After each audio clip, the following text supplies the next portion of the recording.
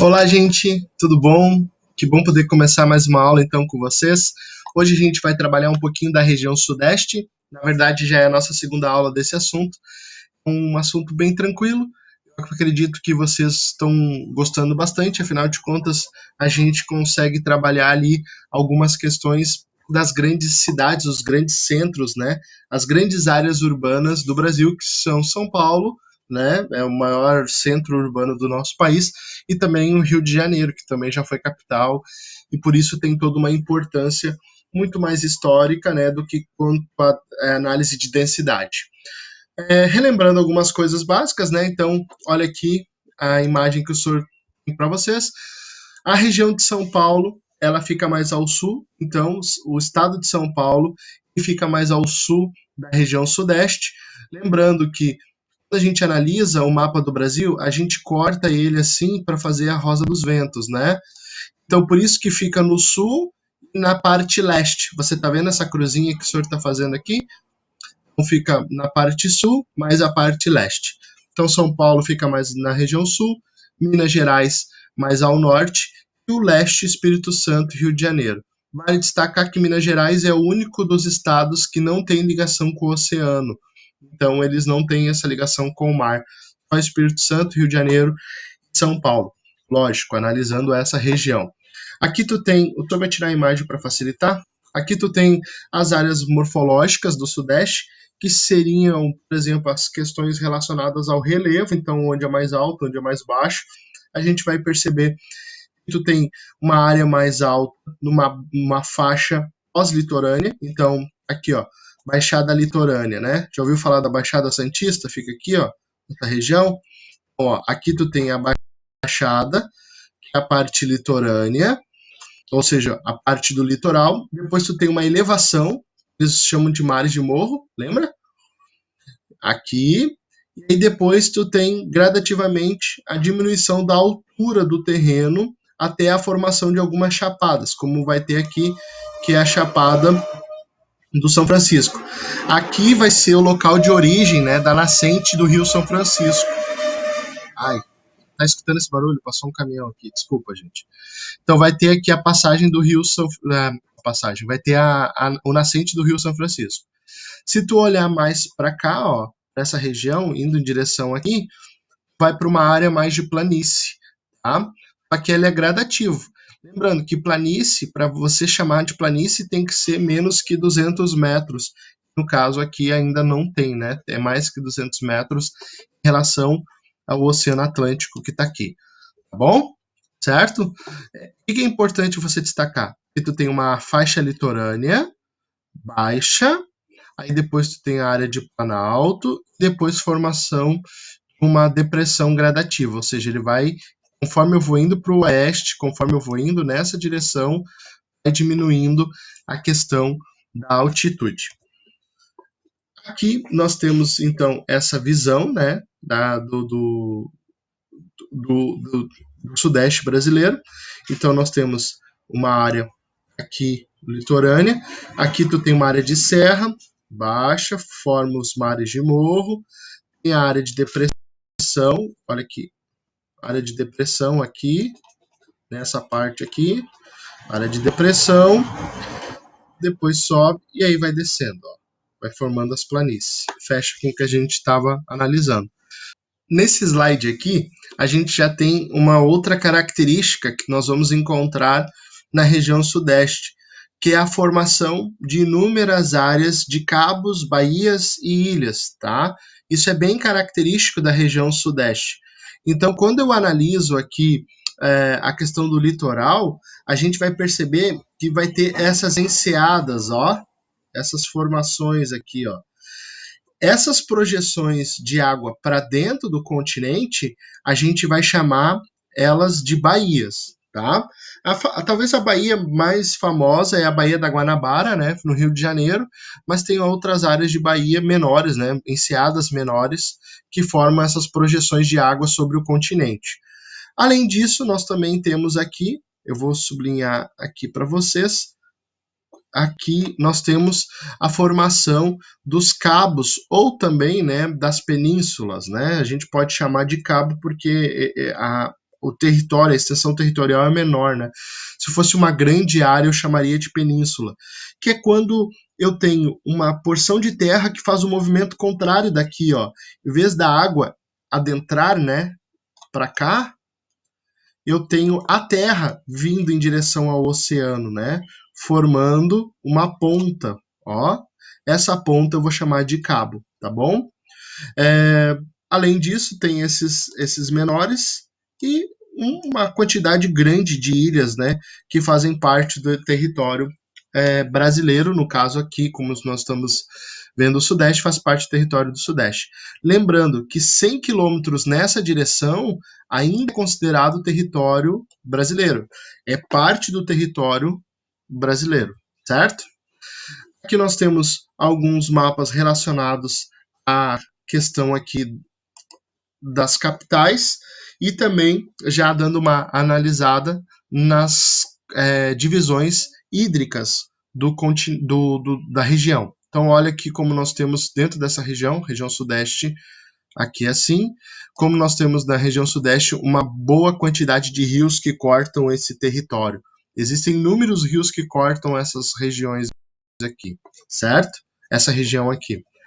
Vamos analisar as bacias hidrográficas da região sudeste, são a bacia de São Francisco, bacia do Paraná, que ela é muito importante, essa bacia aqui, ela traz bastante desenvolvimento, bastante atividade econômica para o sudeste, da mesma maneira que a bacia de São Francisco, apesar de nascer no sudeste, ela leva desenvolvimento para a região nordeste do Brasil, a bacia leste e a bacia do sudeste-sul, tá? Que seria essa bacia que pega mais indo em direção ao litoral paulista, tá bom?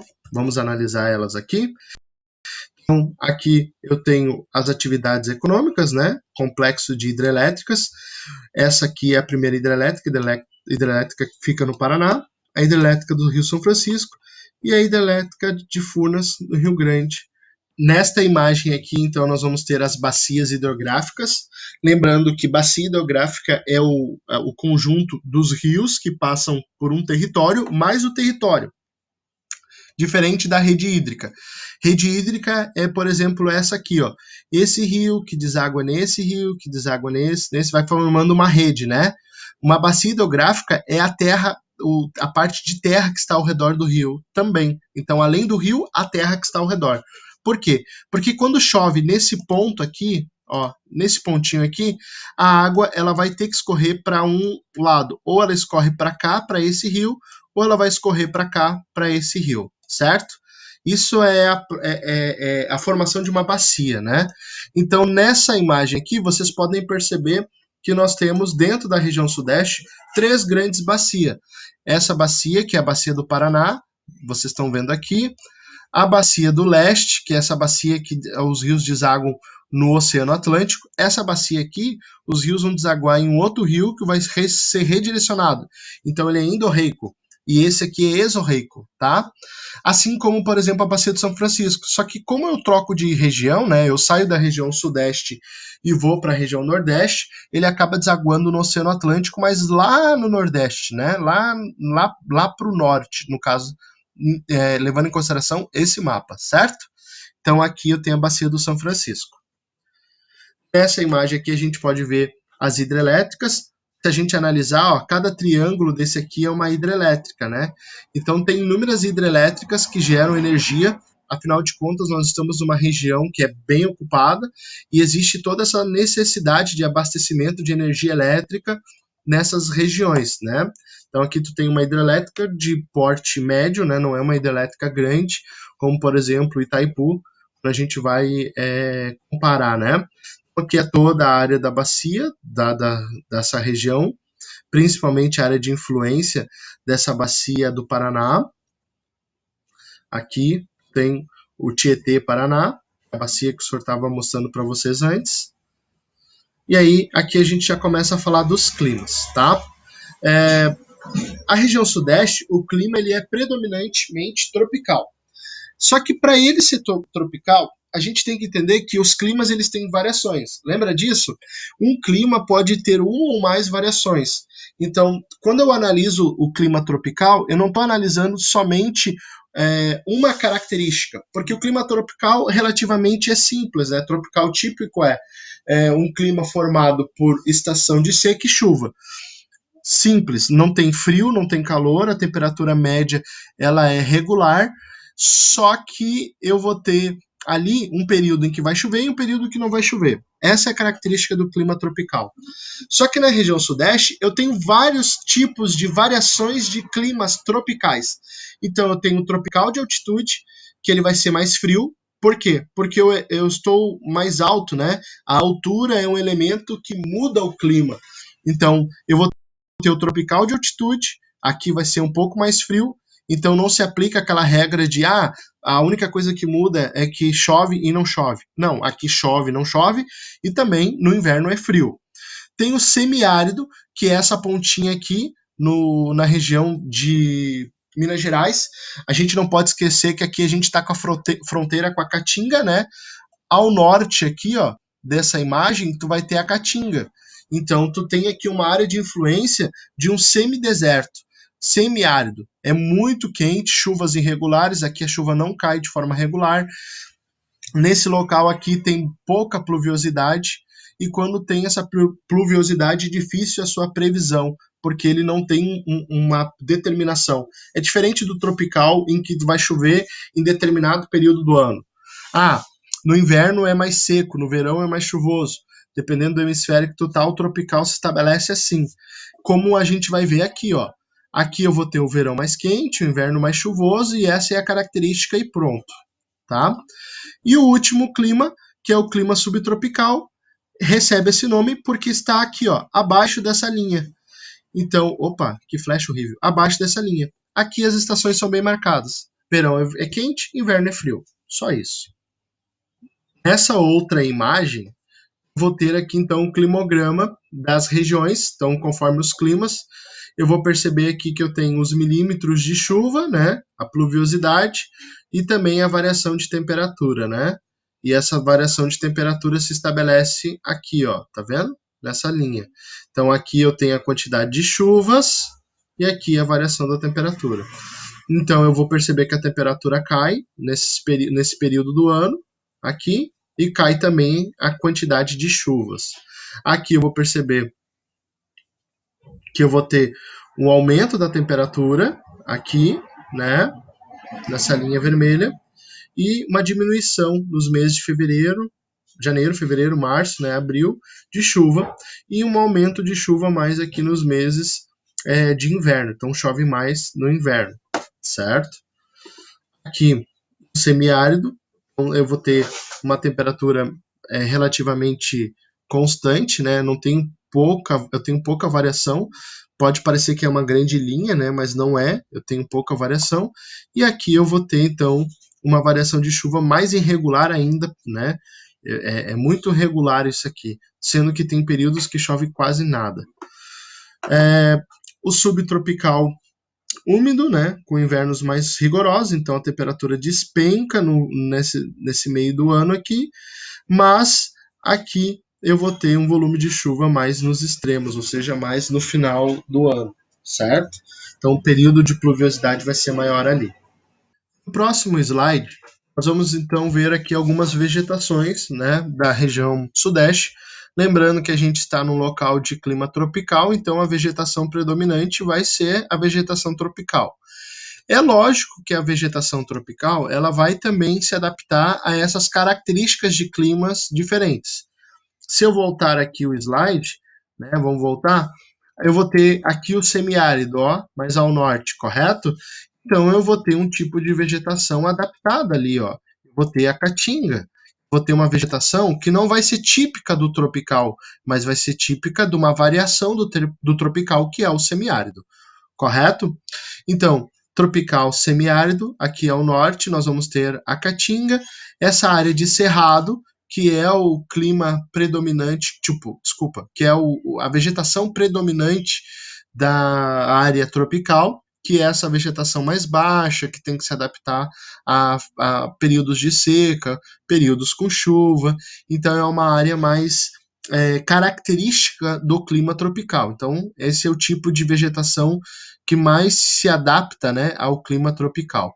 Depois, essa área aqui branquinha, que é a floresta tropical, que é uma área em que eu vou ter um tipo de vegetação mais alta. Essa vegetação ela é mais alta porque eu tenho uma regularidade de chuva um pouquinho maior e também porque aqui é um pouquinho mais frio. Então vou ter essas decíduas, essas vegetações que se adaptam a uma condição de frio um pouquinho maior e que tem uma envergadura, né? Elas são mais altas, certo? Depois dessa, eu tenho áreas de campo limpo. Essas aqui, elas podem tanto ser formações de vegetações espontâneas, como também pela ação do homem. No caso aqui, eu tenho as duas dessas áreas, certo? E depois aqui a vegetação do que eu vou chamar de vegetação subtropical. Aqui eu já começo a mata das araucárias, né, que é tão típica da região sudeste da região sul do Brasil, principalmente do estado do Paraná. Mas eu pego ela um pedacinho aqui da região sudeste. Tirando essas, sobrou a vegetação litorânea, né, que é uma vegetação onde o clima tem uma sazonalidade de chuva maior, então chove mais. Então aqui eu tenho uma floresta que eu vou chamar de Mata Atlântica, né? É o que sobrou da Mata Atlântica na região sudeste do Brasil, certo? Esses são aqui então as características.